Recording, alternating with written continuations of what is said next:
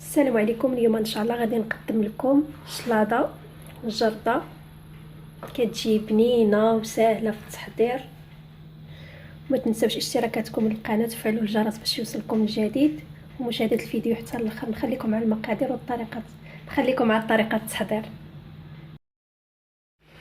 بالنسبه للجرده الشلاضه، هنا درت الرز ودرت معاه المايز والطون ودرت له شويه ديال الزيت ودرت له المايونيز ودرت له في الصحن التقديم. انا مع الجناب غادي ندير الشلاضه بحال هذا الشكل.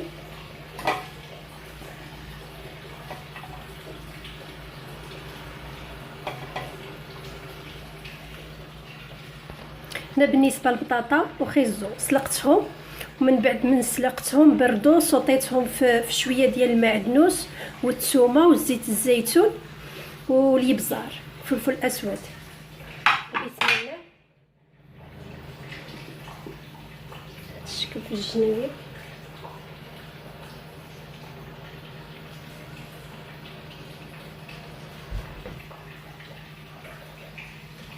غادي نديرو 4 ديال القناص بحال هكا ديال البطاطا، وغادي نديرو حداها خيزو الجزر.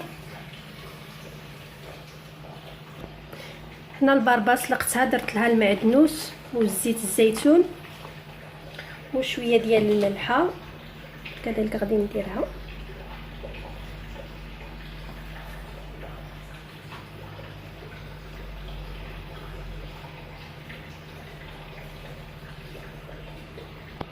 هنا اللوبيا كذلك صوطيتها مع زيت الزيتون والثومه والمعدنوس وشويه د الملحه والفلفل الاسود كذلك غادي نديرها.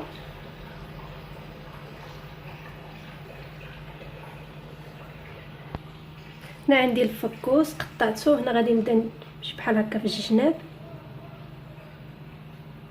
نزين به. هنا زينت بالفكوس، هنايا درت هاد السليفه هذه ديال المايونيز. دابا غادي باقا لي غير البيض. هذا هو الشكل ديال الشلاضه نتاعي جريده كتجي بنينه.